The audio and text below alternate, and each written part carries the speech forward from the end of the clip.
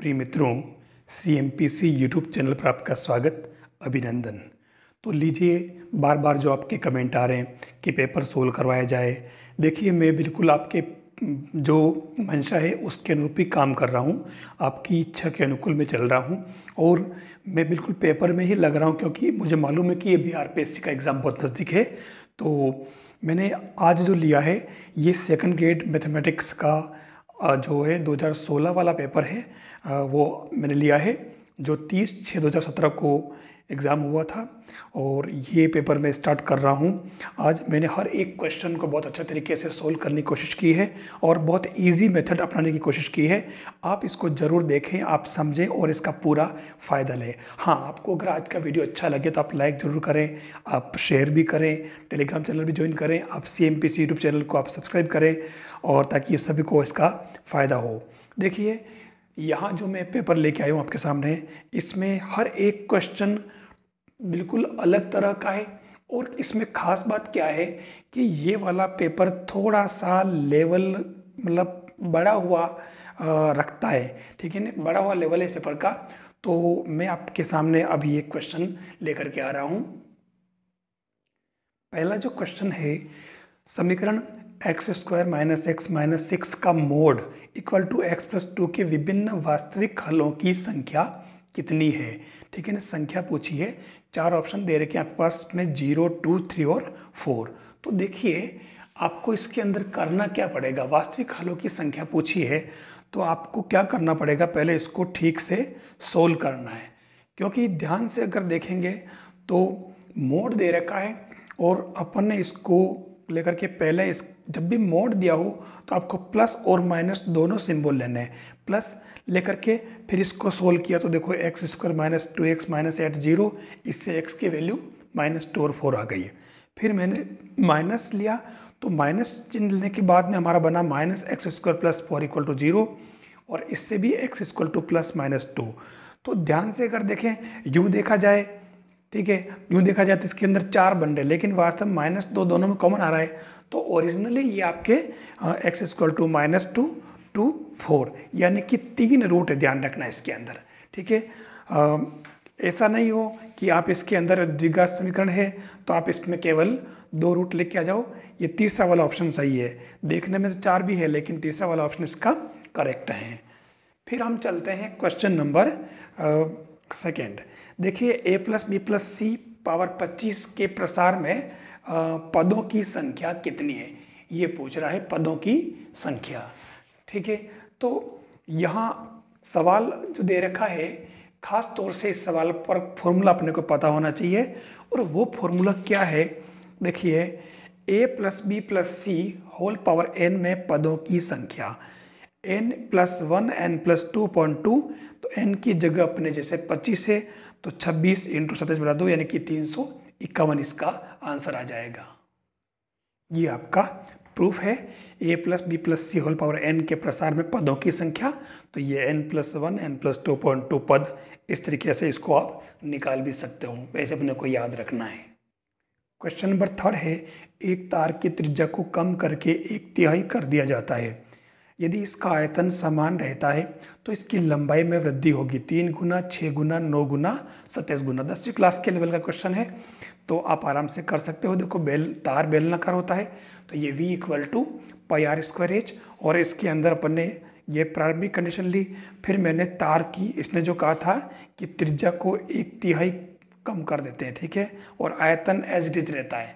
तो आप देखिए, ये त्रिज्या r की जगह r/3 कर दिया तो ये क्या बन जाएगा 1/9 πr²h। तो आप देखो कि ये वापस आयतन समान रहे, πr²h ही रहे, तो यहाँ h का मान 9h करेंगे तो 9 से 9 कटेगा तो आयतन एज इट इज रहेगा। ठीक है, तो ये देखिए, h को 9 गुना किया तभी πr² आया वापस सेम। तो इसमें ये सही आंसर इसका क्या हो जाएगा, 9 गुना। तीसरा ऑप्शन इसका करेक्ट है। फिर चलते हैं अपन क्वेश्चन नंबर 4 पर।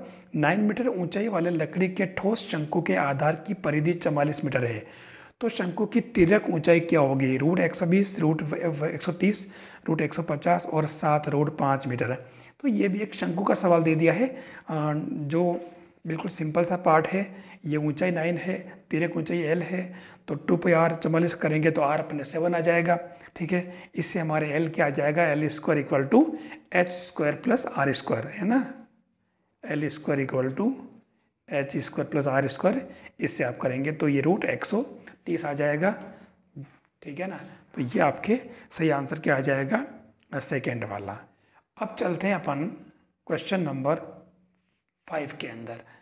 5 वाला क्वेश्चन कह रहा है कि यदि घन की प्रत्येक कोर को 50% बढ़ाया जाता है तो उसके पृष्ठीय क्षेत्रफल में कितनी वृद्धि होगी, 50%, 75%, 100% और 125%।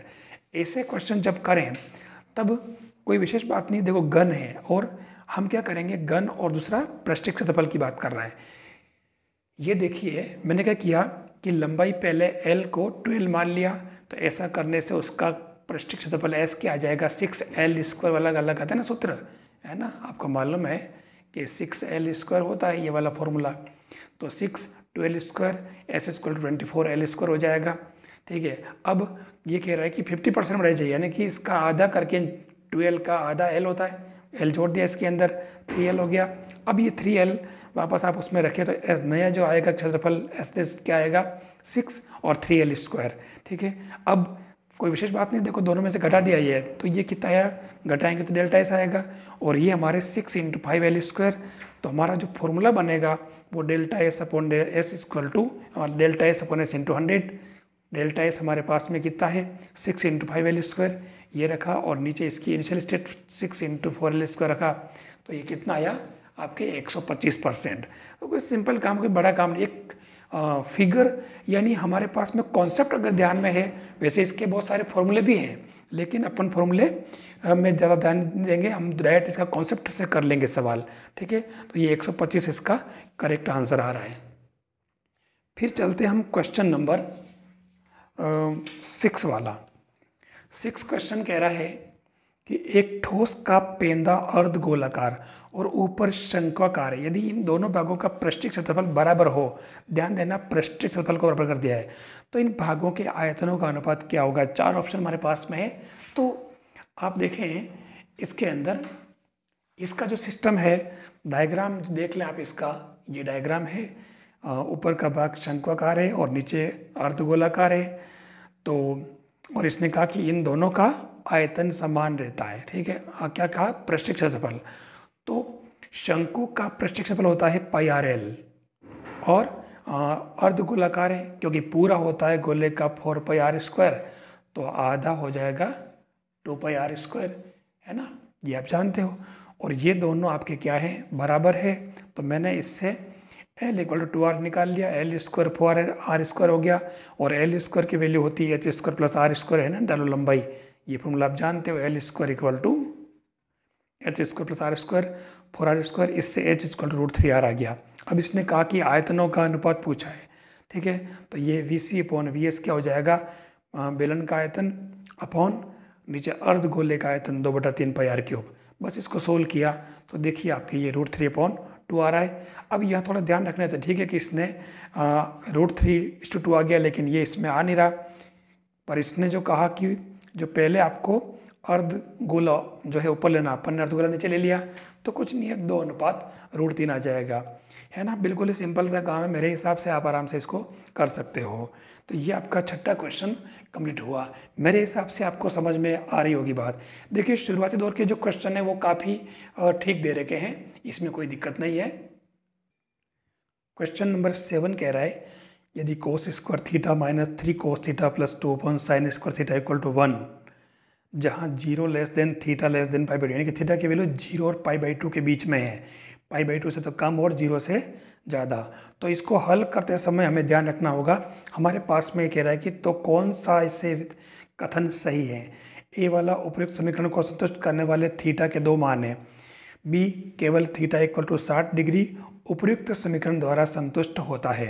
हमारे पास 4 ऑप्शन है, केवल ए, केवल बी, ए और बी दोनों, और दोनों ही नहीं। ठीक है, अब यहाँ अपने को इसको सोल्व ही करना पड़ेगा, हमारे पास कोई उपाय नहीं है, और सोल्व करें तो कोई बहुत बड़ी बात नहीं है। ये जो नीचे हमारे पास में साइन स्क्वायर था इसको इस एक से गुणा कर दिया और cos square 1 minus cos square बना दिया। ये देखिए cos square theta minus 3 cos theta plus 2 equal to 1 minus cos square theta. ठीक है, अब इसको सोल्व किया तो 2 cos square theta minus 3 cos theta plus 1 equal to 0। हम एक काम करते हैं, कोस थीटा को सुविधा के लिए जेड लिख लेते ताकि बार बार बड़ा नहीं हो जाए, मतलब बार बार बहुत सारे स्टेप नहीं लिखने पड़े। तो 2z square minus 3z plus 1 0। इससे हमारे पास जेड की दो वैल्यू आई है, देखो 1 और हाफ।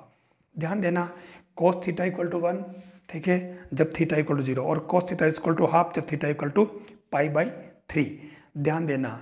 अब देखते ही हम इसके अंदर क्या करेंगे, क्योंकि देखो थीटा के दो मान आ गए 0 π/3, तो हम बिड़ते ही कहेंगे कि हाँ ये पहला वाला ही सही है, केवल ए। हम इसको ही सही मान लेंगे। उपयुक्त समीकरण को संतुष्ट करने वाले थीटा के दो मान हैं, लेकिन हमारी ये मान्यता गलत है, क्योंकि हमने इस चीज़ को हमें ठीक से पढ़ना है कि थीटा का मान 0 से बड़ा है, मतलब आप यहाँ थीटा बराबर 0 नहीं ले सकते, तो आपका ये वाली वैल्यू जो है वो कैंसिल हो गई, ध्यान देना। और थीटा की वैल्यू π/2 से कम है, ठीक है ना, तो उस केस में ये वाली तो π/3 काम आएगा। तो इसलिए इसके अंदर हमारे जो ये केवल थीटा इक्वल टू π/3 यानी कि 60 उपयुक्त समीकरण द्वारा संतुष्ट है, तो बी वाला ऑप्शन ही केवल राइट होगा। तो ये अपने दूसरा वाला ऑप्शन इसके अंदर करेक्ट है। तो इस पेपर में बहुत ही उतार चढ़ाव है, ध्यान रखना। फिर क्वेश्चन नंबर 8वां कह रहा है 1 माइनस साइन ए प्लस कोस ए होल स्क्वायर बराबर होगा। हमारे पास 4 ऑप्शन है। ध्यान रखना, इस पूरी सर्वसमीकरण को हल करने बैठोगे तो बहुत देर लग जाएगी। यहाँ आप क्या करें, ऐसे क्वेश्चन में आप ए की कुछ वैल्यू पुट कर लें, ठीक है।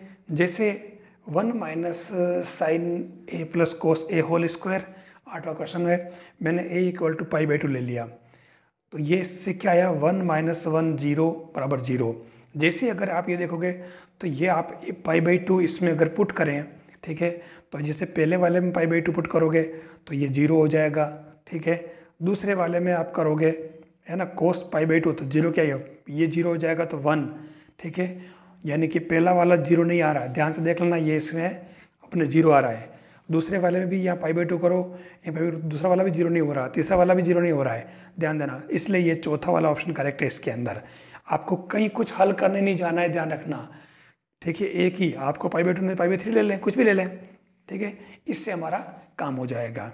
फिर क्वेश्चन नंबर हम चलते हैं 9 वाला, tan theta plus cot theta equal to 4/√3, जहाँ थीटा की वैल्यू 0 और π/2 के बीच में है, तो sign theta plus cos theta किसके बराबर है। देखिए थोड़ी सी इसके अंदर कैलकुलेशन है, हमें करनी पड़ेगी, कि ध्यान रखना।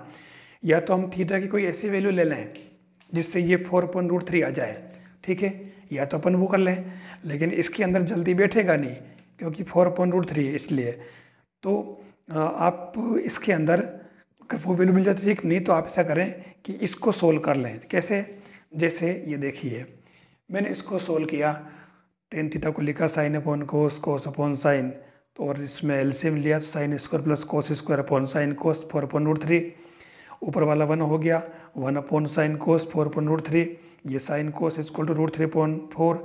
मैंने क्या किया, दोनों तरफ एक एक जोड़ दिया, ठीक है ना। यहाँ क्या किया, पहले 2 से गुणा किया, इधर भी 2 से और इधर भी 2 से, तो 2 साइन थीटा कोस थीटा √3/2 हो जाएगा। फिर एक एक जोड़ा, फिर एक को क्या लिखा, sine square plus cos square, ठीक है, इससे हमारा ये sine plus cos whole square बन गया, और इधर √3+2 बन गया अपॉन में 2। बस अब हमें ध्यान रखना है हमारा दिमाग कैसे काम करेगा, क्योंकि हमारे क्वेश्चन में पूछा है कि sign theta plus cos theta, ऊपर स्क्वायर नहीं है। इसका मतलब ये हुआ कि हमारे इधर वाली टर्म जो है वो किसी न किसी की, हमारे जो ऑप्शन दे रखे हैं इन ऑप्शन की किसी न किसी का स्क्वायर है। हम इसको और इसको करके देख लेंगे। हमने क्या किया, क्योंकि नीचे 2 बता रहा है तो ये स्क्वायर हटाएंगे तो यहाँ 4 होगा तभी तो 2 आएगा हमारे आंसर में, ये 2 आ रहा है जो, तो इसलिए अपन ने 2 से ऊपर नीचे गुणा भाग कर दिया। अब इसको अगर देखो तो ये √3+1 का होल स्क्वायर अपॉन 2 का स्क्वायर है बन रहा है, तो ये sine theta plus cos theta equal to √3+1/2 हो जाएगा, ठीक है। ऐसे कुछ कैलकुलेशन अपने को करनी पड़ेगी। 10वां जो क्वेश्चन कह रहा है कि x+1/x equal to sine inverse x plus cos inverse x का मुख्य मान क्या होगा। डायरेक्ट आप इसकी वैल्यू पुट करें π/2 जो आप जानते हो, ठीक है। अब चलते हैं अपन क्वेश्चन नंबर 11। एक त्रिभुज ABC जिसकी भुजाएं ABC हैं के लिए साइन A माइनस बी और साइन A प्लस बी का अनुपात क्या होगा। ध्यान रखना, यहाँ तो हमारे मतलब यूनिक A प्लस बी मैंने दे दिया, डायरेक्ट आप दोनों में फॉर्मूला लगा दो, फिर लंबा लंबा सोल्व करने बैठ जाओ। आपको दोनों को ऑब्जर्व करना है। हाँ, यहाँ तो मैं लगाना पड़ेगा sine A cos B minus cos A sine B, लेकिन यहाँ पर जो है आपको नहीं लगाना फॉर्मूला। कैसे क्या करना है, देखिए इसने पहले कह दिया कि ABC त्रिभुज ABC की मतलब त्रिभुज ABC की भुजाएं AB, यानी कि ABC भुजाएं कौन है, इसका मतलब कौन A प्लस कौन B प्लस कौन C इक्वल टू क्या होगा, पाई। तो A प्लस बी क्या हो जाएगा, ये देखिए आप, है ना, ये जो लिखा है sine A plus B equal to sine C होगा। क्यों, क्योंकि pi equal to A plus B plus C होगा कौन, ठीक है ना। तो ये आपके साइन A प्लस बी को तो अपन क्या लिख देंगे, साइन C।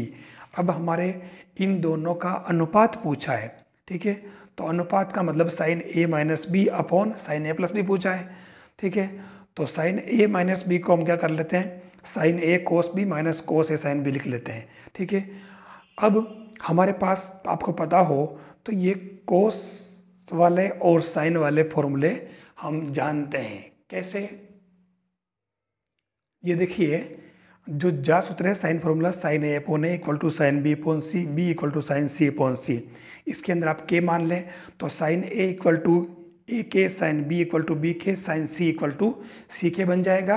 तो हमारे इसके अंदर जो आपके ये साइन A माइनस बी और साइन A प्लस बी का अनुपात पूछा है, तो देखिए A प्लस बी तो आपको मालूम है ना, जो बता ही रखा मैंने, A प्लस बी क्या है, A plus B equal to sine C बन जाएगा साइन A प्लस बी का, ठीक है ना, क्योंकि pi equal to plus B plus C होता है, तो आपको पता ही है, ठीक है। तो उस केस में हम B प्लस C को तो लिख देंगे साइन C, तो इसका काम तो खत्म, साइन C की वैल्यू हमारे पास में आ जाएगी आराम से, ये साइन C के, ठीक है। अब रही बात हमारे साइन A माइनस बी की, तो A माइनस बी के अंदर जो हमने बात की थी sine A cos B minus cos A sine B, ठीक है। तो साइन A की वैल्यू A के, साइन B की वैल्यू B के, और कोस B और कोस A की वैल्यू हम यहाँ से पुट करेंगे। ये देखिए जो आपको पता होगा, मैंने जैसे cos C equal to A square plus B square minus C square पर 2AB है, तो ऐसे ही कोस A और B की जो वैल्यू होगी वो आपके क्या हो जाएगी, ये देखिए cos A equal to B square plus C square minus A square point 2BC, और cos B equal to C square plus A square minus B square point 2C है। ये दोनों वैल्यू आपके यहाँ आ जाएगी कोस B और कोस A की जगह। बस उसके बाद तो अपन ने ये सोल्व किया, देखिए तो ये साइन A माइनस बी की वैल्यू तो आ गई आपके ये, और साइन C की वैल्यू यानी A प्लस बी, यानी कि साइन C की वैल्यू C की आ गई। दोनों को डिवाइड किया sine A minus B upon sine A plus B, तो ये A square minus B square upon C square आपके आंसर आ रहा है, जो आपके ये तीसरा वाला ऑप्शन करेक्ट है। इसके अंदर ध्यान रखना, त्रिभुज से जुड़े कॉन्सेप्ट हमें जरूर पता होने चाहिए। नेक्स्ट क्वेश्चन है 12वां, ABC भुजाओं वाले त्रिभुज ABC के लिए tan A/2 और tan B/2 का गुणन क्या होगा। हमारे पास में चारों दे रखे हैं ऑप्शन। अब ऐसे क्वेश्चन के अंदर भी देखिए टेन का संबंध हमारे पास यूँ तो त्रिभुज से जुड़े टेन के और tan A/2 tan B/2 के सूत्र भी है, लेकिन सब याद नहीं रखेंगे हमें। हमारे पास क्या है, कोस A की value B square plus C square minus A square point 2BC है। ऐसे ही कोस B की वैल्यू क्या होगी, B की यहाँ A स्क्वायर और C स्क्वायर हो जाएगा और minus B square upon 2AC हो जाएगा। तो अभी मैं एक बार कोस A की वैल्यू ले लूँ, क्योंकि कोस का क्यों लिया, क्योंकि कोस का सूत्र होता है 1 minus tan square A/2 upon 1 plus ten square A/2, ठीक है। तो पहले मैंने A/2 के लिए कर लिया, मैंने क्या किया ABC की वैल्यू 1 2 3 ले ली, फिर मैंने यहाँ पुट कर दी। यहाँ पुट करने से देखिए 1 माइनस टेन स्क्वायर A/2 इसकी वैल्यू तो हो गई है, ठीक है ना, और इसमें मैंने ABC वैल्यू पुट करी तो मेरे 1 आ रहा है, ठीक है। अब 1 आएगा तो आप ध्यान से देखो, इसके अंदर 1 minus tan square A/2 equal to इधर 1 है तो इसको उधर गुणा कर लेंगे, तो 1 प्लस टेन स्क्वायर A/2 आ जाएगा। मतलब क्या हुआ, ten square A/2 equal to 0, तो आपके ये टेन जो A/2 इक्वल टू 0 आ जाएगा। अब A/2 0 आ गया तो इसने पूछा क्या है, इनका दोनों का गुणन। तो हमें ये देखना कि 0 किस में, दोनों का जब टेन A/2 0 आ गया तो किससे गुणा करोगे तो 0 ही आएगा। हमें टेन B/2 की वैल्यू निकालने की जरूरत ही नहीं पड़ी। ऐसे ही तो समय को हम बचाते हैं। टाइम कैसे बचाते हैं, ये तरीका है। मुझे किसी ने पूछा था कि टाइम मैनेज कैसे करें, तो देखिए ये ऐसे 10/2 निकाल लिया, 0 आ गया, और दोनों का गुणा पूछा तो 0 इसमें, अब इनमें से किस में आता है, तो हमने जो ये 1 2 3 जो रखा है ये हम इसके अंदर रख लेते हैं। तो हमारे पास तीसरा ऑप्शन ऐसा है जिसके अंदर मैंने ABC की वैल्यू पुट करी तो देखो ये 0 आ रहा है, तो ये हमारा तीसरा ऑप्शन करेक्ट है। हम इन तीनों बाकी वाले भी रख के देख सकते हैं, ऐसी कोई विशेष बात नहीं है। फिर चलते हैं हम क्वेश्चन नंबर 13। देखिए 13 जो क्वेश्चन है वो दे रखा है समीकरण √8 cos x equal to cosec x। बहुत ही अच्छा क्वेश्चन है, देखना। यहाँ पर भी ध्यान क्या रखना है, x की वैल्यू 0 2 पाई के बीच में भी है और इनके बराबर भी है, तो इसके अंदर मूलों का अंतर क्या होगा, डिफरेंस ऑफ रूट्स। हमारे पास 4 ऑप्शन है, तो देखिए ज़्यादा तो कुछ नहीं है, लेकिन थोड़ा हल्का सा इसके स्टेप्स है। मैंने इसको क्या किया, यहाँ कोस और कोसेक था तो ये कोसेक को 1/sin कर दिया, ये देख लीजिए, और इधर मल्टीप्लाई किया। फिर मैंने √2 को उधर भेज दिया 1 में, तो 2sin x cos x equal to 1/√2 आ गया। ये बन गया sin 2x equal to sin π/4। ठीक है, अब 2x इक्वल टू π/4 और 3π/4 आ रहा है, ध्यान देना। ठीक है, ये अपने को पता होना चाहिए कि 2x की वैल्यू जो ये मतलब ये हमारे 1/√2 कहाँ हो सकता है, तो ये हमें थोड़ा ध्यान रखना पड़ेगा। इसके बीच में और इसके बीच में ये दोनों होगा, ठीक है ना। ये आपके π/4, ये 3π/4। तो हम क्या करें, इसके अंदर ये आपका x की वैल्यू क्या हो जाएगी, π/8, 3π/8, तो ये अल्फा बीटा इनका अंतर देखो, तो 2π/8 यानी कि π/4 आंसर आ रहा है। ये आपके π/4 आंसर आ रहा है, सेकेंड वाला ऑप्शन करेक्ट है। फिर हम चलते हैं सेकेंड वाला, मतलब नेक्स्ट 14वां क्वेश्चन। यदि y equal to e power 10 inverse x तो 1 + x² d² y/dx² बराबर है। 4 ऑप्शन दे रखे हैं, कुछ नहीं है। देखिए डबल अवकलन है तो हम डबल अवकलन कर लेते हैं, लेकिन थोड़ा ध्यान रखना पड़ेगा। y equal to e power 10 inverse x dy/dx क्या हो जाएगा, e power 10 inverse x 1/1 + x²। अब यहाँ यूनियो का आप इसको u/v से कर दो, आप इसको इधर भेज दें ताकि 1 + x² y' equal to y हो जाएगा। और उसके बाद में आप इसका फिर u/v से करें तो 1 + x² y' का y" प्लस फिर y' ऐसे रखो, तो इसका करोगे 1 + x² का तो 2x, फिर y का y', बस इसको सेट करो। 1 + x² y" की वैल्यू तो पूछिए, तो आप इसको उधर शिफ्ट कर दो, तो ये 1 - 2x y' आ रहा है, जो आपका ये दूसरा वाला ऑप्शन करेक्ट है। 15वां क्वेश्चन जो कह रहा है वो है, देखो इसने कहा है कि फलन f(x) equal to 3x4 - 4x² + 5। तो अंतराल जिसमें f(x) रोल थ्योरम की शर्तों को संतुष्ट करता है। ठीक है, अब रोल थ्योरम के बारे में सबसे पहला काम है आपको, वैसे देखो ये बाइनोमियल मतलब पॉलिनोमियल है, तो ये अपने डोमेन के अंदर संतत भी है और अवकलनी भी है, कोई दिक्कत ही नहीं। हमें खाली f' निकालना है, तो ये f' निकाला 12x³ - 8x, तो ये f' 0, तो ये 12c³ - 8c 0, तो c इक्वल टू 0, तो c इक्वल टू ±√2/√3 आ रहा है। आप ध्यान से देखें तो ये आपके जो इसके अंदर 0 तो हो नहीं सकता, क्योंकि इसके अंदर मतलब इधर देखो आपके 0 भी आ रहा है ना, और c इक्वल टू ±√2/√3 आ रहा है, तो ये लगभग आपके मतलब 1 के समथिंग है ना, 1 और 2 के बीच में। ध्यान देना, ये आपके c 0 आ रहा है और c, और ये 1 और 2 के बीच में है। इसका मतलब ये हुआ, मतलब माइनस में आ रहा है, ध्यान रखना, ये है ना, प्लस माइनस दोनों आ रहे हैं, 0 तो है ही से, तो पक्की बात ये आपके जो ऑप्शन है दूसरा वाला हो जाएगा, है ना। तो ये आपके बिल्कुल इजी काम था। अब क्वेश्चन नंबर 16 देखिए आप, x के सभी वास्तविक मानों के लिए 1 - x + x² upon 1 + x + x² का न्यूनतम मान बराबर है। ऐसे क्वेश्चन में कहीं यूं नहीं हो कि आप उच्चिष्ट निम्निष्ट वाला मेथड यूज करके और आप इसको लंबा चौड़ा करने बैठ जाओ, डबल अवकलन निकालो तो u/v में, तो आप पागल हो जाएंगे। आपको ऐसा नहीं करना है। आपको इसके अंदर क्या करना है कि जो आपको फलन दे रखा है जिसका आपको न्यूनतम मान करना, या hit and trial method use कर लें। देखिए मैंने यहाँ x इक्वल टू 0 पुट किया इसके अंदर तो 1 आया, x इक्वल टू 1 पुट किया 1/3, -1 पुट किया 3 आया, 2 पुट किया 3/7। अगर आप ध्यान से देखिए तो मिनिमम वैल्यू जो है आपकी 1/3 है, ठीक है। बाकी तो सब पर देखो 1 आ गई, इस पर 3 आ गई, इस पर भी मतलब 3 मतलब 1/3 से ज़्यादा ही है, इससे ज़्यादा ही है, तो लगातार वैल्यू बढ़ती जा रही है। इसका मतलब आपका ये चौथा ऑप्शन करेक्ट है ना तरीका। अच्छा, मतलब आप इस तरीके से ये करें ताकि आपको क्वेश्चन करने में ज़्यादा टाइम नहीं लगे। और ये क्वेश्चन कहाँ से पूछा जो मैं आपको बताना चाहूँगा। देखिए क्योंकि क्वेश्चन इतने इजी हैं और वो बुक से ही लिए जा रहे हैं। मैं खास तौर से आपको ये बताना चाह रहा हूँ कि सारे क्वेश्चन बुक से लिए जा रहे हैं, चाहे 11th की हो या फिर 12th की।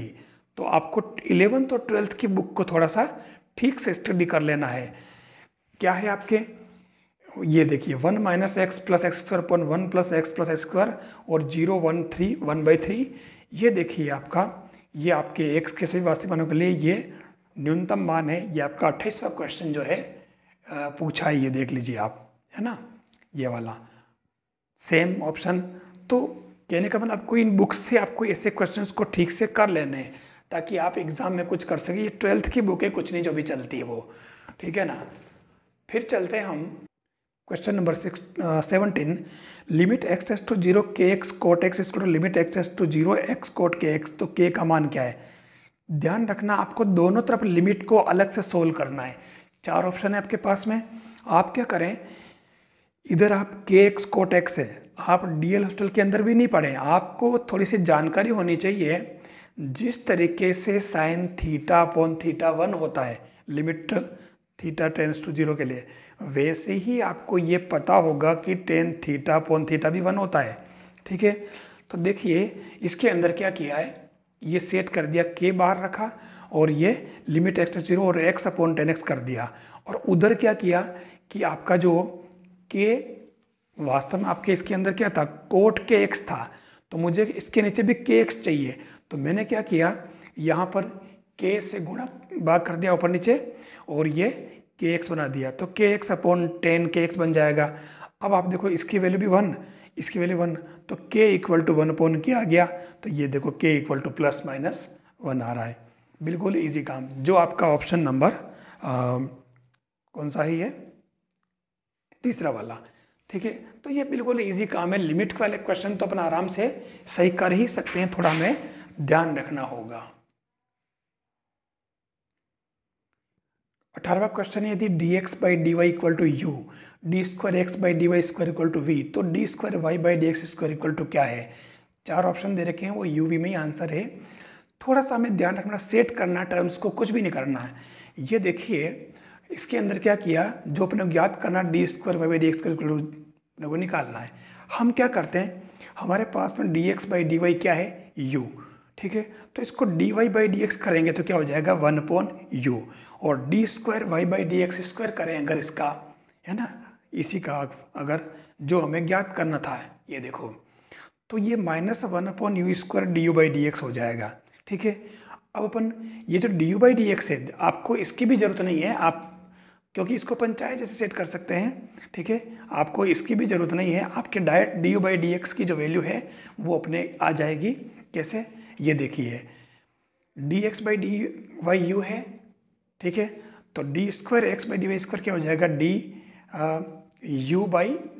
ये du/dy, d2x/dy² इक्वल टू यहाँ dx ऊपर नीचे किया, ठीक है, ये du/dx, ठीक है। तो अब आपके dx/dy तो अपन जानते हैं u है, ठीक है। तो du/dx आपके क्या आ गया, v/u, ठीक है। ये आपके du/dx की वैल्यू यहाँ रख दी। तो ये देखो -v/u करने से ये -u³ v आ रहा है, और ये आपके ऑप्शन जो है वो दूसरा वाला करेक्ट है, -v/u³, ठीक है। खाली सेट किया है टर्म्स को और कुछ भी नहीं किया है। फिर क्वेश्चन नंबर 19 जो कह रहा है, यदि फलन f(x) इक्वल टू न्यूनतम x² तब f(x) होगा। 4 ऑप्शन दे रखे हैं, संतत असंतत अवकलनीय। तो यहाँ थोड़ा ध्यान देना है, हमारे पास दो केस है, न्यूनतम लेना है एक्स और एक्स स्क्वायर में से, ठीक है। तो यहाँ क्या है, ये देखिए हमारे पास दो कंडीशन बनती है, F X equal to minimum X X square. तो दो फलन बन रहे हैं, एक तो वाई इक्वल टू एक्स, दूसरा Y equal to X square. अगर आप ध्यान से देखें तो ये तो आपका पैराबोला है, ये आपका क्या है, स्ट्रेट लाइन, ठीक है। अब पैराबोला क्योंकि न्यूनतम ही लेना है, तो न्यूनतम तो खाली y इक्वल टू एक्स हुआ, यानी हमें जो कुछ करना है इस एक सरल रेखा के बारे में बात करनी है। अब एक बात याद करिए, मैंने आपसे कहा था कि कोई फलन अवकलनीय कब होता है?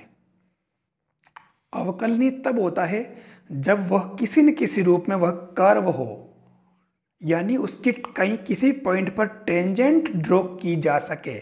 अगर वो कर्व है, ठीक है ना, तो पक्की बात वो अवकलनीय होगा। और अगर उस वक्र के कहीं पर भी अगर कोना निकल रहा है, ऐसे कॉर्नर, ठीक है, इसका मतलब इसके किसी पॉइंट पर टेंजेंट ड्रॉ नहीं कर सकते हैं, इसलिए ये अवकलनीय नहीं होगा। संतत हो सकता है, ध्यान रखना, लेकिन अवकलनीय नहीं है। तो ये y इक्वल टू एक स्ट्रेट लाइन है, तो ये संतत होगी for every x belongs to r के लिए, ठीक है। तो ये दूसरा ऑप्शन करेक्ट है, संतत for every x belongs to r। अब चलते हैं अपन 20वां क्वेश्चन।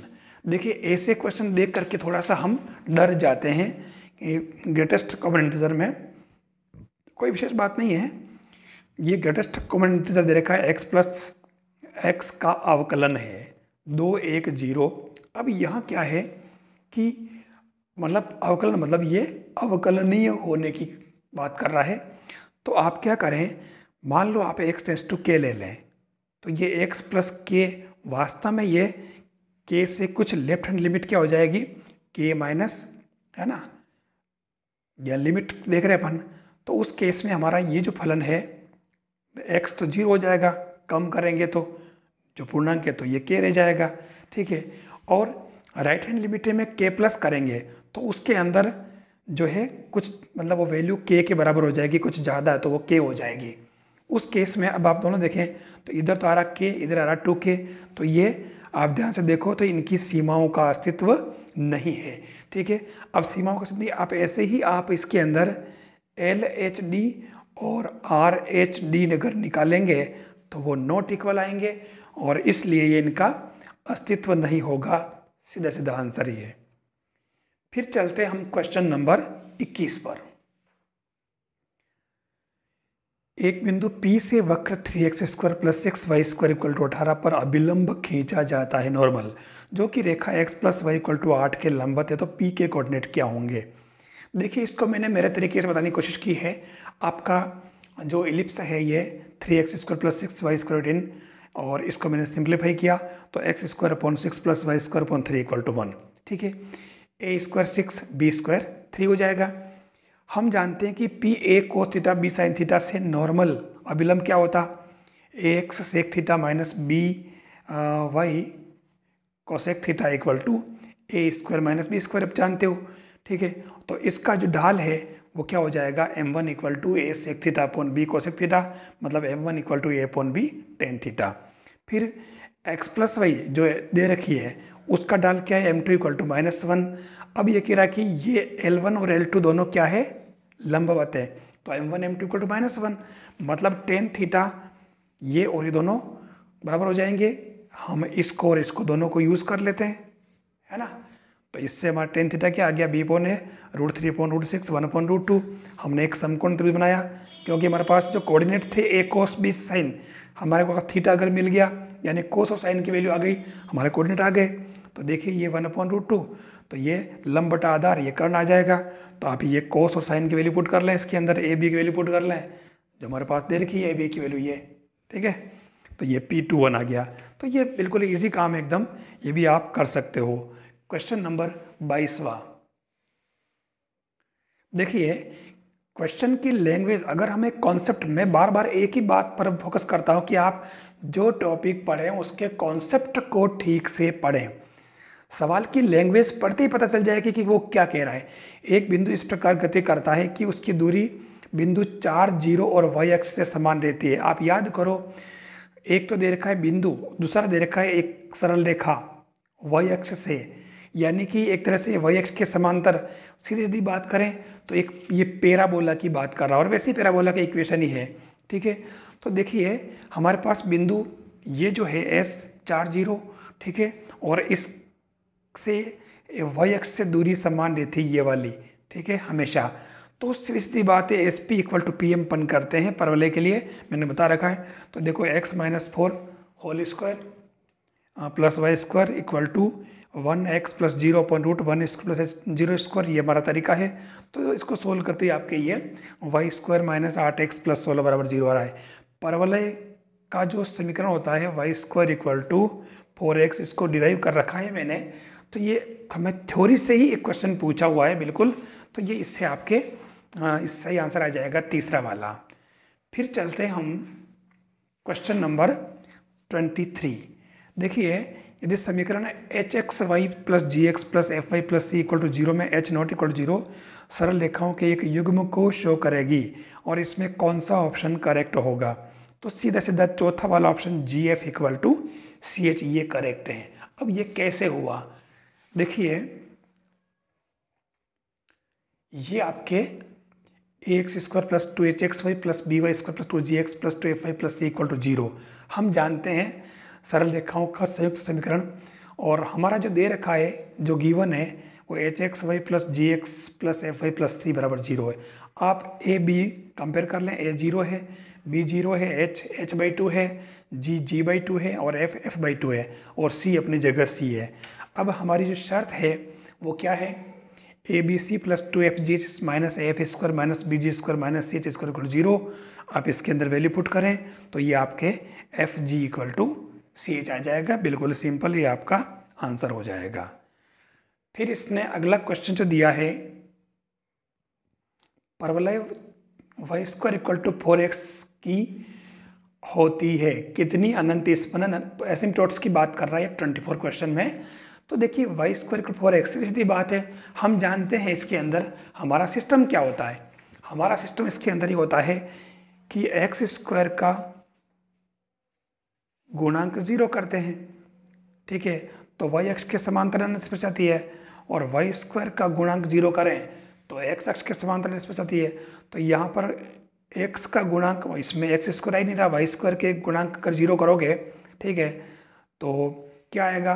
क्योंकि इसके अंदर मतलब कोई भी वास्तविक अनंत स्पर्श इसमें कोई भी नहीं होगी, ठीक है, क्योंकि वाई स्क्वायर का गुणांक इसके अंदर 1 है, कोई मतलब ही नहीं रहा, ठीक है ना। अगर वो एक्स का फंक्शन होता, ठीक है, तो अपन देख लेते हैं, जैसे मान लो एक अरे वाई स्क्वायर ए माइनस एक्स होता, ठीक है, ऐसे फॉर एक्स, तो इसकी एक्स इक्वल टू ए इसकी अनंत स्पर्शी होती, लेकिन इसकी कोई अनंत स्पर्शी नहीं है, ठीक है।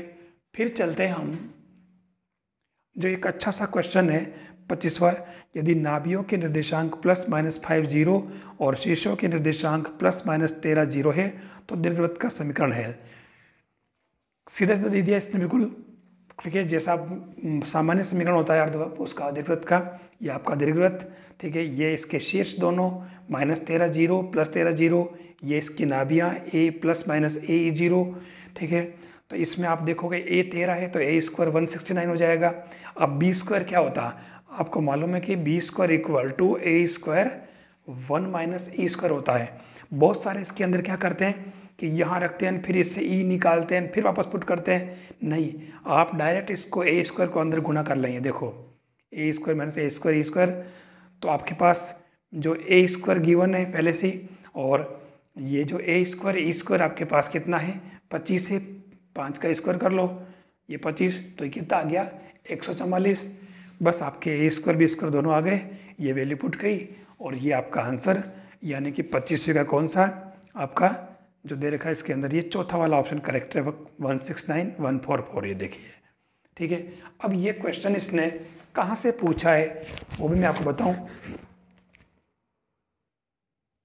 ये आपकी 11वीं की बुक, और इसके अंदर ये क्वेश्चन है उस दीर्घवृत्त का समीकरण ज्ञात की जिसकी नाभियों के कोऑर्डिनेट प्लस माइनस 5 0 और शीर्षों के प्लस माइनस 13 0। ये आ रहा है X square upon 169 plus Y square upon 144। Next question है अति परवलय 2x square plus Y square minus 3xy -5x + 4y + 6 = 0 के केंद्र के कोऑर्डिनेट पूछे हैं। देखते ही जिसने थोड़ा सा अगर पढ़ रखा है तो कोई देर लगेगी, एक मतलब 10 सेकंड या 20 सेकंड के अंदर आपका काम कंप्लीट है। आपको क्या करना है, इसको पूरे को फलन मान लेना है, आपको इसको x के रेस्पेक्ट अवकलन करना है और y के रेस्पेक्ट अवकलन करना है। दो लीनियर इक्वेशन आएंगे, आप उन दोनों को सोल्व कर लें। ये देखिए ∂f/∂x 0, ∂f/∂y 0, दो लीनियर इक्वेशन आए, दोनों को सोल्व किया, y की वैल्यू 1, x की वैल्यू 2। ये आपका ऑप्शन 2 वाला 2 1 करेक्ट आंसर आ रहा है। फिर चलते हैं अपन 27 वाला क्वेश्चन। 27 थोड़ा सा डायग्रामेटिक और IQ वाला क्वेश्चन है। वृत्त x² + y² - √2x - ½ y = 0 की भिन्न भिन्न जीवाओं की संख्या होगी जो बिंदु √2 से गुजरती है और x अक्ष से समद्विभाजित होती है। देखिए कितना मतलब क्वेश्चन घुमाया इसने, कोई विशेष बात नहीं। आप पहले इससे आप इसका केंद्र निकाल लें तो g तो हो जाएगा √2.2 और f हो जाएगा 1/4। c इसके अंदर 0 है, ठीक है। अब इसके अंदर केंद्र आ गया इसका √2.2 और 1/4, तो त्रिज्या निकाल लो आप r = g² + f² - c जो 3/4 आ जाएगी। अगर आप ध्यान से देखें तो ये जो वृत्त है हमारे पास, क्योंकि त्रिज्या इसकी 3/4 आ रही है, लगभग 0.75, ठीक है। ये आपके एक तरह से 0.75 आ रहा है, ठीक है ना, ये वाला। तो ध्यान से अगर देखेंगे तो ये आपके x अक्ष से काफ़ी दूर है, कटेगा ही नहीं इससे बिल्कुल x अक्ष से। और ये कह रहा है कि x अक्ष से समद्विभाजित होती है, तो सवाल ही नहीं उठता, एक भी इसकी जीवा नहीं होगी, वो तो ऊपर चला जाएगा, है ना।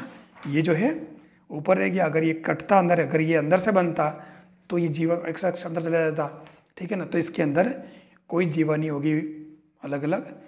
पहला ऑप्शन 0 वाला करेक्ट है। फिर चलते हैं अपन क्वेश्चन नंबर 28।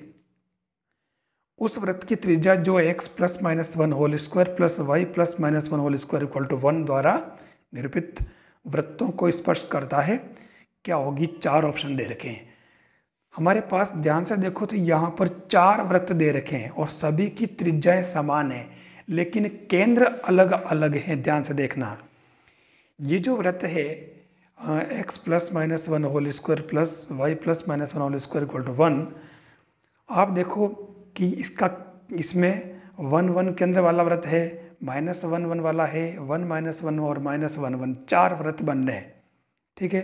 ये चारों वृत्त, एक तो फर्स्ट क्वाड्रेंट में, दूसरा सेकंड में, तीसरा थर्ड में और चौथा फोर्थ में हो जाएगा। इनको स्पर्श करने वाला वृत्त जो होगा वो यहाँ पर होगा, जिसका केंद्र 0 0 हो जाएगा, ठीक है। और त्रिज्या जो आएगी, थोड़ा अगर ध्यान से देखें तो ये यहाँ से यहाँ तक जो इसकी त्रिज्या है वो हमारे इसकी कितनी है, हम 1 है, सीधी सी बात है, ठीक है। तो उस केस में ये यहाँ से यहाँ तक कितना होगा, ये अलग से निकाल रखा समकोण त्रिभुज, ये भी एक, ये भी एक, तो आपकी कर्ण क्या हो जाएगा, OA √2। जब ये √2 हो गया तो आप इसमें से ये 1 माइनस कर लें तो ये इसकी ये त्रिज्या आ जाएगी आपके, है ना। ये वाला 1 माइनस कर लें तो इस वृत्त की त्रिज्या कितनी आ गई, 1 √2 - 1, तो ये आपके √2 - 1 आ रहा है। फिर क्वेश्चन नंबर 29। यदि A03 B - 2 0 C 6 1 किसी त्रिभुज ABC के शीर्ष हैं, P2x x कोई बिंदु है, तब A तब P भुजा BC के एक ही तरफ होंगे यदि, तो इसके अंदर आपका जो सही ऑप्शन है वो दूसरा वाला x > 1/3। हुआ कैसे? आपको क्या करना, पहले त्रिभुज में जो इसने कहा कि भुजा BC, ये त्रिभुज को मैंने ट्रेस कर दिया है, ABC के शीर्ष रख दिए हैं जो दे रखे हैं। फिर इसने भुजा BC की बात करा तो मैंने भुजा BC का समीकरण निकाल लिया, y - y 1 = m × x - x1 से, तो हमारे ये क्या आया, x - 8y + 2 = 0। अब ये जो बिंदु है पहले 0 3 रखा, तो 0 3 रखा इसके अंदर, इसमें तो ये देखिए आपके -22 यानी कि नेगेटिव। फिर 2x, दोनों एक ही तरफ होने के लिए आपकी ये 2x और x भी इसके अंदर रखो, तो ये x की वैल्यू आपके 1/3 आ रही है, ठीक है। तो ये एक ही तरफ होने के लिए x का मान, x की वैल्यू 1/3 होनी चाहिए, ताकि ये जो 0 हो जाए। तो ये वाला कॉन्सेप्ट जो है अगर आपको पता हो, देखिए इसके अंदर कोऑर्डिनेट में ज्ञात कीजिए कि बिंदु 4, 3 तथा मूल बिंदु रेखा 3x माइनस, सॉरी ये है ना, ज्ञात कीजिए कि बिंदु 4, 3 और मूल बिंदु रेखा 3x माइनस 3y प्लस 5 बराबर 0 के एक ही ओर है अथवा विपरीत। ठीक है, तो ये अपन ने जो रेखा दे रखी इसके अंदर हमारे पास नहीं दे रखी थी तो हमने ज्ञात कर ली ये। ठीक है, फिर ये बिंदु इसके अंदर रख के देख लिए, यहाँ पर ये धनात्मक राशि आ रही है, यानी रेखा की समीकरण में अचर पद आप 0 0 पुट करेंगे तब यही आएगा पॉजिटिव ही। तो दिया गया बिंदु उसी ओर है जिस ओर मूल बिंदु है। ठीक है, तो यही बात इसके अंदर हमारे को पूछी थी। तो ये ऐसे कॉन्सेप्ट थोड़े हमारे को ध्यान में रखने होंगे। हमारे इससे x की वैल्यू ये 1/3 आई है। तीसरा क्वेश्चन है बिंदु a cos theta plus b sin theta a sin theta minus b cos theta स्थित है। हमारे इसके अंदर जो इसका सही आंसर है वो चौथा है, सर्कल।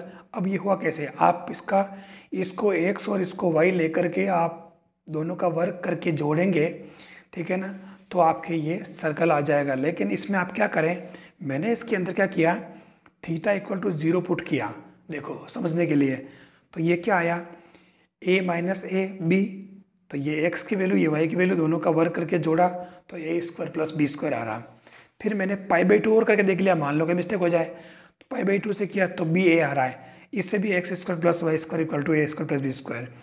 थीटा इक्वल टू π/4 लिया तो आप देखो इससे भी आपके एक कांस्टेंट राशि आएगी जो k स्क्वायर। तो क्लियर दिख रहा है कि ये हमारा क्या हो जाएगा, वृत्त। ठीक है, अगला क्वेश्चन 31वां कह रहा है परवलय y square equal to 4x और x square equal to 4by पर खींचे गए उभयनिष्ठ अभिलंबों की अधिकतम संख्या क्या होगी। ये जो क्वेश्चन है आपका बहुत ही इम्पोर्टेंट क्वेश्चन है। और देखिए इसको कैसे करना है, आपको कैसे समझना है। देखिए y square equal to 4x का जो अभिलंब होता है y equal to mx minus 2m minus am cube. अब ये अभिलंब कैसे आया आपको पता होगा, ठीक है ना। इसका अपन सिस्टम क्या है, इसका अपन एक बार अवकलन करते हैं। ठीक है, जैसे मान लो अब इसका निकालना है x इक्वल टू 4by, तो इसका नॉर्मल जो होगा y equal to mx plus 2b plus b upon m square. जैसे इसको याद रख रहा है अपने, वैसे आप इसको भी याद रखें। लेकिन करने का जो तरीका है वो आपके क्या है, आप इसका एक बार अवकलन करें तो ये y डेज इक्वल टू क्या आ जाएगा, ये आ जाएगा आपके 2x अपॉन 4b। ठीक है, तो ये आपके वास्तव में क्या आया, ये x अपॉन 2b जो आया है ये आपके ढाल आया इसका, इस कर्व का। ठीक है, तो आपको मालूम है कि नॉर्मल का स्लोप क्या हो जाएगा, इसको आप x1 अपॉन 2b कर लें तो नॉर्मल का ढाल क्या हो जाएगा, आपको मालूम है m1 m2 इक्वल टू -1। और इससे आप क्या करेंगे, इसको माइनस का 2b अपॉन x1 बना देंगे। फिर आप इससे अभिलंब का समीकरण निकालेंगे तो आपके ये आ जाएगा। इन दोनों को आप घटा लें, घटाएंगे तो आप देखेंगे कि 2b plus B upon M square plus 2am plus am cube equal to 0 आ रहा है। आप इसको लघुत्तम लेंगे तो m की जो हाईएस्ट पावर बनेगी वो क्या, 5 बनेगी। इसका मतलब इसमें उभयनिष्ठ जो अभिलंबों की संख्या क्या हो जाएगी, 5। चौथा ऑप्शन करेक्ट है। फिर चलते हैं अपन 32वां क्वेश्चन, एक सिंपल दे दिया बिल्कुल। यदि एक रेखा अक्षों के साथ θ1, θ2 और θ3 कोण बनाती है तो sine square θ1 plus sine square θ2 plus sine square θ3 का मान क्या होगा। तो ये दूसरा ऑप्शन करेक्ट है इसके अंदर 2। कैसे हुआ, आपको मालूम है कि जब दिक्कोजाओं की बात आती है तो L square plus M square plus N square 1 होता है, यानी कि cos square theta plus cos square theta plus cos theta equal to 1 हो जाएगा। हम यहाँ अल्फा बीटा गामा लेते हैं, बस इसने इसको क्या किया, साइन बदल दिया, 1 minus sine square 1 minus sine square minus square 1। तो देखो इसकी वैल्यू क्या आ गई आपके 2। ठीक है, तो कोई विशेष बात नहीं, ये वाला आप आराम से कर सकते हैं। क्वेश्चन नंबर 33,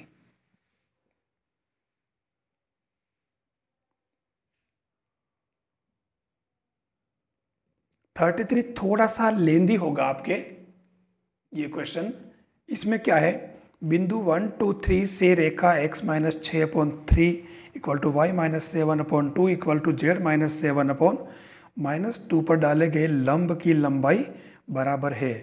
तो इसके अंदर आपके तीसरा वाला ऑप्शन करेक्ट है 7। हुआ कैसे, ये देखिए P1 to 3 और ये आपकी रेखा है। तो जो बिंदु जो रेखा दे रखी है R मान करके ना आप इस पर O के कोऑर्डिनेट निकाल लें, 3r + 6 2r + 7 माइनस 2r + 7। फिर जैसे इसके कोऑर्डिनेट आ गए आप OP के दिक् अनुपात निकाल लें। तो 3r कैसे निकालेंगे मालूम है ना, ये x2 - x1 y2 - y1 ऐसे। तो 3r + 5 2r + 5 माइनस 2r + 4 हो जाएगा। तो ये L के इस L रेखा के dr के आ गए 3 2 - 2। फिर आपको मालूम है कि ये रेखा और ये लंब है, तो इस रेखा के dr क्या है 3 2 - 2 और इसके क्या है आपके, मतलब ये आपके दे रखे हैं, इसके L के है ना, और ये आपके किसके आए, इसके OP के। अब आप इन दोनों को यूज़ करके A1 A2 + B1 B2 + C1 C2 = 0 कर लें, है ना।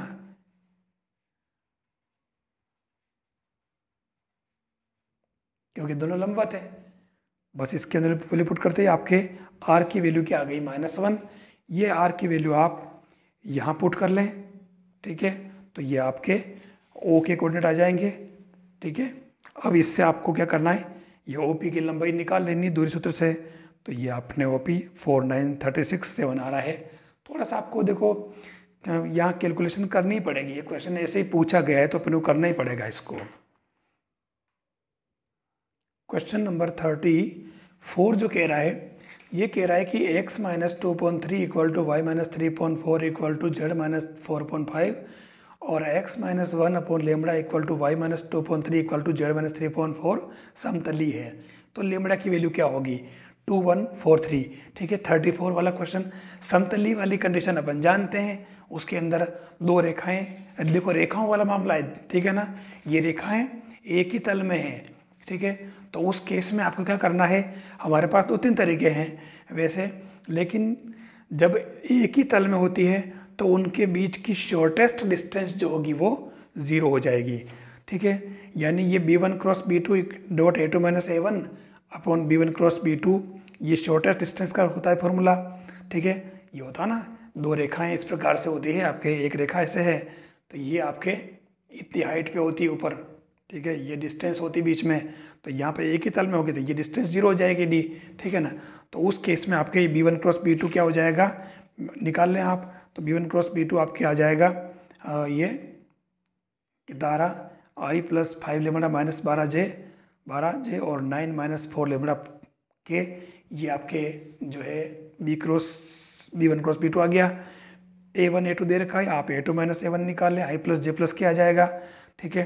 तो ये B1 क्रॉस B2 उधर से 0 चला जाएगा, खाली ऊपर वाले पोर्शन ही रहेगी बस, खाली ये है ना, ये वाले रहेगा आप। तो इससे आपके इनका डॉट प्रोडक्ट निकाल लें, तो इससे लेमड़ा की वैल्यू क्या आ जाएगी 2, है ना। 1 + 5λ - 12 + 9 - 4λ = 0। तो लेमड़ा की वैल्यू 2। तो ये आपके इसके अंदर लेमड़ा की वैल्यू आ गई आपके 2, पहला ऑप्शन करेक्ट है। फिर चलते हम क्वेश्चन नंबर 35। 35 कह रहा है कि देखो 35 बिल्कुल 10वीं क्लास का क्वेश्चन दे दिया है, बिल्कुल ईजी। समानांतर चतुर्भुज ABCD के 3 क्रमागत शीर्षों के कोऑर्डिनेट आपको दे रखे हैं ABC और D के निकालने हैं। अरे यार इसमें करना क्या है, इसमें कोई तो कुछ तो है ही नहीं। ये आपका समांतर चतुर्भुज बनाया, कोऑर्डिनेट लिखे, आपको D वाले जो ज्ञात करने XYZ मान लिया। अब ये मध्य बिंदु जो इसका भी है और इसका भी है, तो AC का मध्य बिंदु निकाल लें, BD का मध्य बिंदु निकाल लें, ये BD और AC दोनों को बराबर कर लें। तो ये आपके 1 - 2 8 आ जाएगा, है ना, दोनों को इक्वल कर लें ये, तो ये 1 - 2 8 आ जाएगा। बिल्कुल सिंपल सा क्वेश्चन है, कोई विशेष बात नहीं, ठीक है ना। देखो ये BD ये AC दोनों को बराबर किया, ठीक है, और आपके ये 1 - 2 8 आ गया। इसके अंदर ऑप्शन आपका तीसरा वाला 1 - 2 8 आ रहा है। देखिए 36वां क्वेश्चन है, बिंदु 1 - 2 4 और 3 - 4 5 से गुजरने वाले और YZ तल के लंबवत समतल का समीकरण है। दूसरा वाला ऑप्शन इसके अंदर करेक्ट है। अब हुआ कैसे, हम एक काम करें, समतल का समीकरण ले लें A X plus B Y plus C Z equal to D. ठीक है, अब इसने कहा कि वाई जेड समतल के दिया ना, वाई जेड तल के लंबवत, तो वाई जेड तल के लंबवत हमारा एक्स अक्ष हुआ, यानी कि एक्स इक्वल टू 0 हुआ। ठीक है, तो आप इसके अंदर एक्स इक्वल टू 0 पुट करें तो B Y plus C Z equal to D आ जाएगा। अब इसके अंदर आप पहले 1 माइनस टू 4 पुट करें तो -2b plus 4c equal to D, और 3 - 4 5 पुट करें तो -4b plus 5c equal to D put करें। इसमें इसको आप घटा लें, घटाएंगे तो आपके c इक्वल टू 2b आ जाएगा। फिर आप क्या करें, इस B Y plus C Z equal to D को फिर से लाएं। ठीक है, और इसके अंदर आप क्या करें, c की जगह आप 2b पुट कर लें। ठीक है, B Y plus 2b Z equal to D, 1 - 2 4 इसमें पुट करें तो देखो इससे d इक्वल टू 6 भी आ जाएगा। यानी आप देखते हैं कि B Y plus C Z equal to D, आपके पास में b है, c आपके पास 2b है ना। c जो है ये देखो, ये B Y plus C Z use कर लिया तो b as it is, c आपके पास 2b और d आपके पास 6b है, ये निकाल रखा। तो ये y प्लस 2z ये आपके जो है b सबका कैंसिल हो जाएगा, y plus 2z minus 6 equal to 0। तो ये इस तरीके से आपका ये दूसरा ऑप्शन करेक्ट हो जाएगा। 37वां क्वेश्चन कह रहा है कि संयुक्त समीकरण 6x² plus 4y² minus 10z² plus 3yz plus 4zx equal to minus 11xy equal to 0 द्वारा प्रदर्शित दो समतलों के मध्य कोण बराबर होगा। तो इसके अंदर आपके जो दूसरा ऑप्शन करेक्ट है π/2। हुआ कैसे, देखिए आपको पता हो तो हमारा जो इक्वेशन दे रखा है आपके पास में, ये 6x² 4y² minus 10z² 3yz 4xzx और 11xy इक्वल टू 0। ठीक है, हम इसको कंपेयर करते हैं ax² plus by² plus z² plus 2fyz plus 2gzx plus 2hxy equal to 0। ये इससे अपन कंपेयर कर जैसे करते हैं तो हमारे पास a6 आ गया, b4 आ गया, c -10 आ गया, 2f3 2g4 2h11 माइनस का। यहाँ आगे बढ़ने से पहले ध्यान से अगर देखें तो a प्लस बी प्लस सी 0 आ रहा है, देखो ना 6 + 4 - 10 0। ठीक है, और tan थीटा का सूत्र होता है समतलों के बीच का f² plus g² plus h² minus ab minus bc minus ca upon a plus B plus C. तो ये 1/0 आ गया आपके अनंत, तो थीटा इक्वल टू π/2 आ रहा है। क्वेश्चन 38 है, रेखा x - 1/2 equal to y - 21 - 6 equal to z plus 1/3 और समतल 3x plus 2y plus 2z equal to 19, इसके लिए संबंध दे रखा है कि परस्पर लंबवत है, परस्पर समांतर है, रेखा समतल पर स्थित है और रेखा और समतल के मध्य कोण π/3 है। तो हम रेखा और समतल की बात कर रहा है, तो आपको पता है कि ये आपका रेखा, ये समतल sine theta equal to b.n upon mod of b mod of n होता है। हमने b और n लिख दिया, b आपका क्या हो जाएगा, ये 2i minus 6j plus 3k, और n आपके पास में क्या हो जाएगा, ये जो दे रखा है ना 3 2 2, ये वाला 3 2 2। ठीक है, तो ये b.n इक्वल टू 0 कर लो, इसके अंदर पुट कर लेंगे तो ये तो आप क्या b.n क्या आ गया, 0 आ गया। ठीक है, अब आपको mode of b mod of n निकालने की जरूरत नहीं पड़ी, ऊपर 0 आ गया आपके ये, तो साइन थीटा 0 आ गया, मतलब पैरेलल हो गई। ठीक है ना, ये साइन थीटा ये 0 तो पैरेलल आ गई है ना। तो इसके अंदर हमारा ऑप्शन जो है वो सेकंड वाला हो जाएगा, परस्पर समांतर है। फिर चलते हैं अपन 39वां क्वेश्चन। देखिए 39वां क्वेश्चन डायरेक्ट दे रखा है, सरल रेखा x - α/l y - β/m equal to z - γ/0 समांतर है, x अक्ष के, y अक्ष के, z अक्ष के और x और y दोनों अक्षों के। तो यहाँ ये डायरेक्ट क्वेश्चन है, हमारे n इक्वल टू 0 है, इसका मतलब ये x और y एक्सिस के पैरेलल हो जाएगा एक तरह से, तो ये x और y दोनों अक्षों के पैरेलल हो जाएगा, सीधी सी बात है। फिर 40वां क्वेश्चन देखो, x अक्ष के समांतर समतल का समीकरण है। अभी जो अपन ने एक क्वेश्चन पढ़ा है 36 वाला, ये वाला YZ तल के लंबवत क्या होता है, x अक्ष होता है, अपन ने भी पढ़ा है। तो ये अपन ने सेम वही कंडीशन मांगी, देखो डायरेक्ट दे दिया इसने, तो ये x अक्ष के समांतर की बात कर रहा है। आपका ये समतल है ax by plus cz plus d0, तो x अक्ष के समांतर यानी कि YZ प्लेन यानी कि x इक्वल टू 0 है ना, ये आपके YZ तो x इक्वल टू 0, तो आप इसमें x की जगह 0 पुट कर दें तो ये B Y plus C D equal to 0 हो जाएगा। ये आपका ऑप्शन नंबर 40 का कौन सा, तीसरा वाला B Y plus C plus D equal to 0 हो जाएगा। तो ये आपके इस तरीके से 40 तक क्वेश्चन हुए। मुझे बताएं कि आपको ये जो पैटर्न है वो कैसा लग रहा है, आपको ये चीज़ें समझ में आ रही है या नहीं, ये कंटेंट आपको कैसा लग रहा है, आप कमेंट बॉक्स में ज़रूर बताएं ताकि मैं इसके अंदर और भी अच्छा कर सकूं। ठीक है, अच्छा आपको अगर ये क्वेश्चन ठीक लग रहे हैं, आपको अगर ये मेरा काम अच्छा लग रहा है, कंटेंट बढ़िया लग रहा है, तो आप वीडियो को लाइक ज़रूर करें। आप CMPC टेलीग्राम चैनल को भी ज्वाइन करें और CMPC यूट्यूब चैनल है, आप उसको भी ज्वाइन करें, आप और उसको सब्सक्राइब करें, अपने साथियों को भी शेयर करें। ठीक है, तो ये इस तरीके से आपके 40 तक के क्वेश्चन है। मैंने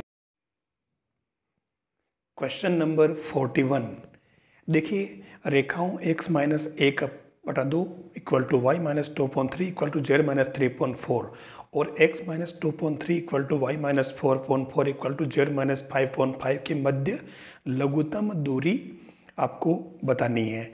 ये एक तरह से विषम तलीय रेखाएं होती है और विषम तलीय रेखाओं के बीच की दूरी निकालने का जो सूत्र है वो आपको पता है, काफ़ी लंबा चौड़ा है। वैसे इसका जो सही आंसर है वो दूसरा वाला 1/√6।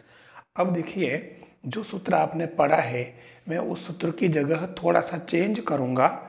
जो आप ध्यान से देखें, ये दोनों रेखाएं हैं आपके और शॉर्टेस्ट डिस्टेंस क्या होगी, L x1 minus x2 plus M y1 minus y2 plus z1 मतलब N z1 minus z2 upon root L1 square plus M square plus N square, है ना। तो कहने का मतलब यहाँ क्या हुआ कि हम एलिमेंट कैसे निकालें। हमारे पास 2, 3, 4 और 3, 4, 5 दे रखे हैं, तो ये हमारे ABC ध्यान रखना है ना, दिक अनुपात है और इसके अंदर जो दिक कोजाएं दे रखी है, डायरेक्शन मतलब है ना, कोसाइंस। तो हमने क्या किया कि इसको 2l plus 3m plus 4n equal to 0 और 3l plus 4m plus 5n equal to 0, हमने ये दो समीकरण निकाल लिए। देखो एलिमेंट में, ठीक है ना, 2l प्लस 3m और जो ABC दे रखे हैं ना ये वाले, ये 2, 3, 4 और 3, 4, 5, तो 2, 3, 4 और 3, 4, 5, इन दोनों को मैंने हल कर लिया। और देखिए एलिमेंट निकाले, L कैसे निकालते हैं, L तो 5 तारीख 15 माइनस 16 बराबर बीच वाले को माइनस M लिखना, हमेशा ध्यान रखना ताकि अपने को यह क्रम नहीं बदलना पड़े। और 5 दूने 10 minus 4 3 12 equal to N upon, और ये 4 दूने 8 3 दर 9, इसको सोल्व किया तो ये आपके L upon minus 1 M upon 2 N upon minus 1 आ जाएगा। ठीक है, तो शॉर्टेस्ट डिस्टेंस निकालने का L, M और N अपने पास आ चुका। और x2 minus x1 y2 minus y1 कौन से, इसने देखिए हमारे लिए कितनी सुविधा कर दी है, -1 -2 -3 -2 -4 -5, तो इसमें -2 में से 1 घटा लो, 4 में से 2 घटा लो, 5 में से 3 घटा लो, ये वैल्यू करते ही आपके ये देखो -1 + 4 -2 पर √6 यानी कि 1/√6 आ रहा है। ठीक है, अब ये जो क्वेश्चन पूछा है, मैंने कहा ना हर क्वेश्चन कहीं ना कहीं आपको मिल जाएगा। ये जो आपकी बुक है देखिए पुरानी वाली, और इसके अंदर जो सेम क्वेश्चन दे रखा ये x - 1/2 y - 2/3 z - 3/4 x - 2/3 y - 4/4 z - 5/5, यही रेखा दे रखी है और लघुत्तम दूरी निकालनी है। तो देखिए इसने ये एलिमेंट निकाले ये, और इसने लघुत्तम दूरी का सूत्र लगा दिया और इससे ये 1/√6 आंसर आ रहा है।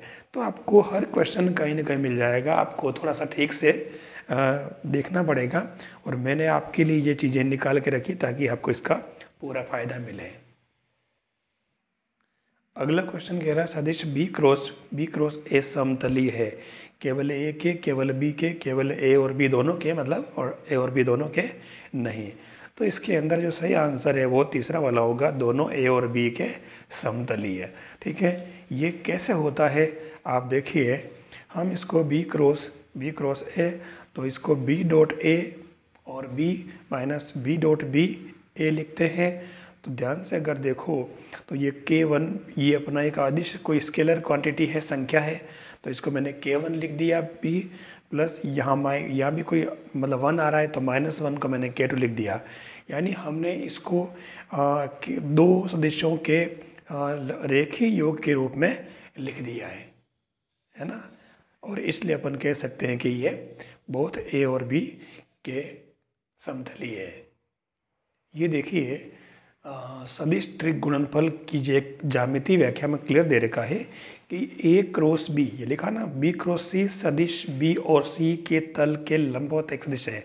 फलतः ए क्रॉस बी क्रॉस सी एक ऐसा सदिश है जो सदिश बी और सी के तल में विद्यमान है ना। ये ए क्रॉस बी क्रॉस सी किसके, बी और सी दोनों के तल में विद्यमान है। और इसको चूँकि सदिश बी और सी के तल में, अतः बी और सी के पदों में इसको लिख सकते हैं। और इसने इसको इस तरीके से जो मैंने बताया आपको वैसे लिख दिया, ये A cross B cross C equal to X B plus Y C. तो ये इस तरीके, ये एक्स और वे दोनों अदिश राशियाँ हैं। तो कहने का मतलब ये है कि अपन इसको आराम से थोड़ा प्रेजेंटेशन अगर सही हो तो अपन कर सकते हैं। क्वेश्चन नंबर 43 है, A cross B cross C cross A का मान क्या होगा। अब देखिए मतलब बहुत लंबा चौड़ा लग रहा है हमें, लेकिन मैं एक जनरल कॉन्सेप्ट जो आपको पता है, ऐसी बात नहीं है कि आपको पता नहीं है, ठीक है, एक जनरल कॉन्सेप्ट को यूज़ करना है। हाँ मतलब क्लियर दिख रहा है कि सदिश त्रिक गुणन का है, ट्रिपल प्रोडक्ट का है। हम जानते हैं कि A B C equal to B C A equal to C A B होता है, ठीक है। फिर हम क्या करते हैं, जो इसने दे रखा है यहाँ पर B cross C cross A, हम यहाँ से स्टार्ट करते हैं। देखिए तो B cross C cross A equal to क्या होगा, B dot A C minus B dot C A. अब इसके दोनों तरफ, क्योंकि हमारे को इसके अंदर ए क्रॉस चाहिए बाहर, तो हमने ए का क्रॉस प्रोडक्ट निकाल लिया। तो देखिए इसके बाहर A cross B cross C cross A हो गया, जिसकी वैल्यू हमें निकालनी है। और यहाँ B dot A cross C minus B dot A cross A बन जाएगा। ध्यान से देखें, ये ए क्रॉस ए होने से ये तो पूरा 0 हो गया। अब केवल यही बचा, ठीक है। तो ये B dot A cross C minus 0, तो साफ साफ बी डॉट ए अपन जानते हैं ए डॉट बी होता है, तो ये A cross B dot A dot B और ए क्रॉस बी आ गया। और हमारा सही ऑप्शन जो इसके अंदर ये पहला वाला है, A dot B A cross C, ठीक है। कोई लंबा चौड़ा काम नहीं है, जनरल कॉन्सेप्ट यूज़ करके अपन ने इसको कर लिया है। फिर अपन चलते हैं क्वेश्चन नंबर 44। यदि P equal to I minus 2j plus 3k और Q equal to 3i plus 3j plus k, तब P minus Q whole square बराबर है। ध्यान रखना, ऐसे सदिश का होल स्क्वायर करने से पहले हमें थोड़ा सा P और Q को देख लेना चाहिए कि P और Q में कोई खास रिलेशन दे रखा है क्या। तो ध्यान से अगर देखें तो हमें दे रखा है ये जो P और Q है, इनका अगर P डॉट Q निकालेंगे तो 0 आ रहा। मतलब क्या हुआ, P लंबवत है Q के।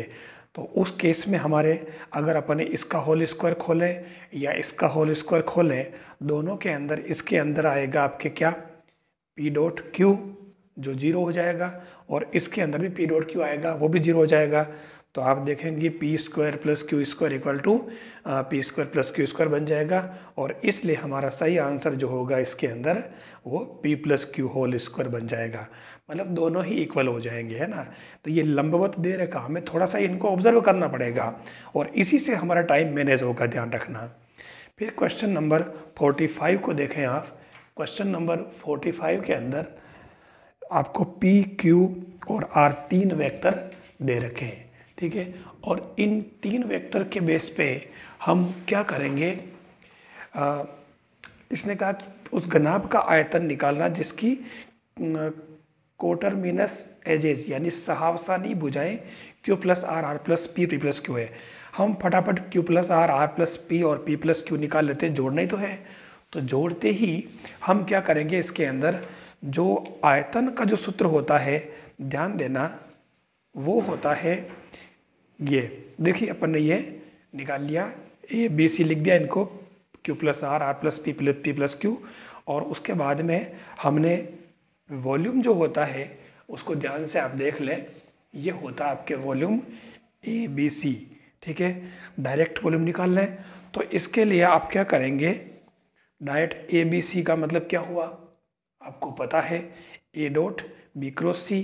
तो हमने ए डॉट बी क्रॉस सी निकाल लिया, और ये बी क्रॉस सी जो है हमारा 9i plus 10j plus 7k, और सब डॉट प्रोडक्ट निकाला तो ये 84 आ गया, ठीक है। और ये 84 ही हमारा इसके अंदर आंसर आ रहा है दूसरा वाला। क्वेश्चन नंबर 46 कह रहा है, ए बी सी अशून्य असमतलीय सदिश है और P equal to B cross C upon B C A, Q equal to C cross A upon C A B, R equal to A cross B upon A B C, तब ये कह रहा है कि ए बी सी की value क्या होगी। देखिए बहुत ही इजी काम है, कोई मुश्किल काम नहीं है, ठीक है। तो यहाँ इसने कर क्या रखा है, ध्यान देना, पी क्यू आर हमारे को दे दिए। तो हम सबसे पहले जो कॉन्सेप्ट यूज़ करेंगे वो कॉन्सेप्ट हम ये वाला करेंगे।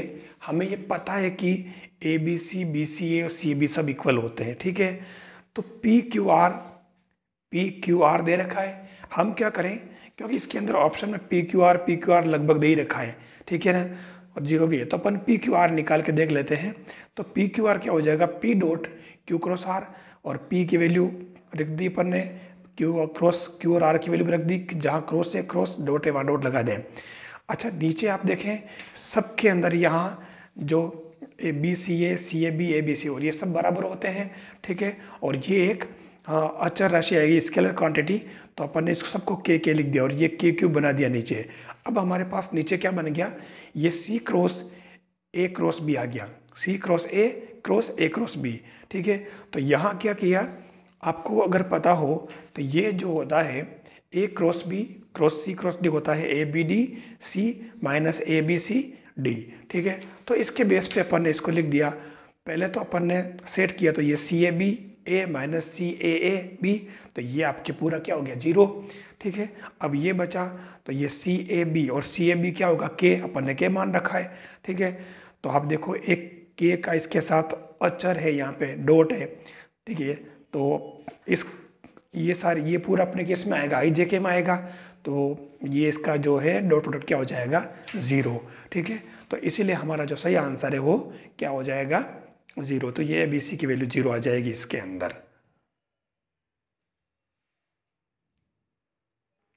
क्वेश्चन नंबर 47 कह रहा है सदिश रेखाओं 7i plus 10j plus 13k plus k1, 2i plus 3j plus 4k and 3i plus 5j plus 7k plus k2, i plus 2j plus 3k का प्रतिच्छेद बिंदु दिया जाता है। देखिए वैसे तो प्रतिच्छेद बिंदु के लिए अपन जानते हैं कि L1 plus lambda L2 equal to 0 करते हैं, लेकिन यहाँ अगर इसको अपन थोड़ा सा सेट करें, सेट कैसे करें, मैंने क्या किया, इनको जो सदिश रूप में थी वेक्टर फॉर्म में, मैंने उसको कार्टेशियन में लिख दिया, एक्स वाई जेड में, दोनों के नाम डाल दिए, ठीक है। अब अगर यहाँ ध्यान से देखें तो यहाँ आप 1 1 1 जो है कहाँ से लाए, हमारे पास में आई प्लस जे प्लस के, आई माइनस जे प्लस के, आई प्लस जे माइनस के ऑप्शन थे, कोई नहीं। तो यहाँ देखो ये 1 1 1 1 माइनस 1 1 और 1 1 माइनस 1 है। हम ये तीनों बिंदु जो है इसके अंदर रख लेते हैं, अगर ये सेम आता हो तो ये दोनों इंटरसेक्ट करती है। जो कौन सा बिंदु हमेशा करते फर्स्ट वाले लेते हैं, आई प्लस जे प्लस के, यानी 1 1 1। अगर आप एक्स वाई जेड की जगह ये 1 1 पुट करते हैं, देखिए एक्स इक्वल टू यहाँ पर 1 रखा 1 रखा 1 रखा, या एक्स 1 रखा, ठीक है। तो ये क्या बनेगा, -6/2 यानी कि -3, ठीक है। यहाँ y की जगह 1 रखा तो -9/3 यानी कि -3, यहाँ 1 रखा तो 13 मतलब 1, तो ये भी -3, ऐसे ही यहाँ में -3 आएगा, मतलब जो भी आएगा यहाँ जैसे मतलब बराबर आना, संतुष्ट होना चाहिए। -3 जरूरी नहीं है, जैसे 1 रखा तो -2, तो यहाँ -2 आएगा, ठीक है ना। तो कहने का मतलब ये इससे संतुष्ट हो रही है, इसका मतलब ये दोनों प्रतिष्ठित कर रही है, बहुत सीधी बात है। फिर क्वेश्चन नंबर 49 की बात करें हम, तो 49 कह रहा है समूह जी ओ से समूह जी डेज स्टार में परिभाषित फलन एफ जी से जी डेज में समूह समाकारिता है यदि।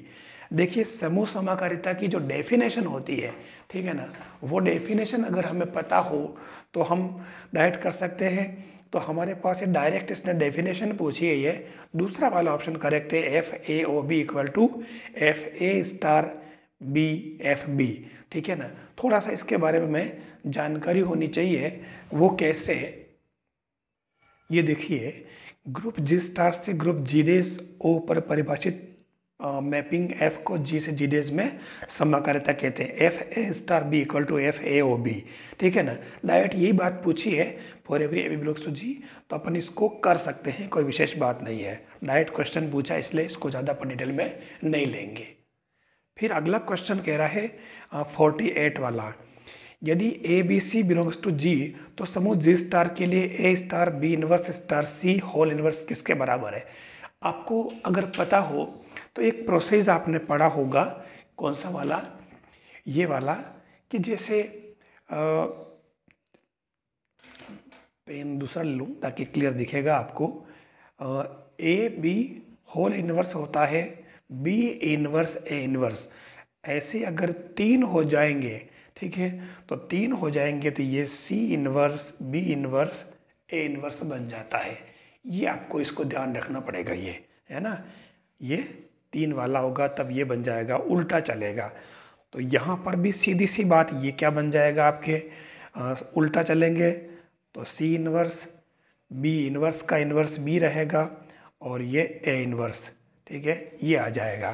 तो देख लो आप, मतलब स्टार लगेगा साथ में, तो ये आपके कौन सा वाला, इसके अंदर question number option number second वाला देखिए, C inverse star B star A inverse हो जाएगा, ठीक है ना। तो ये इस तरीके से 48 वाला भी ऐसे आप कर लोगे।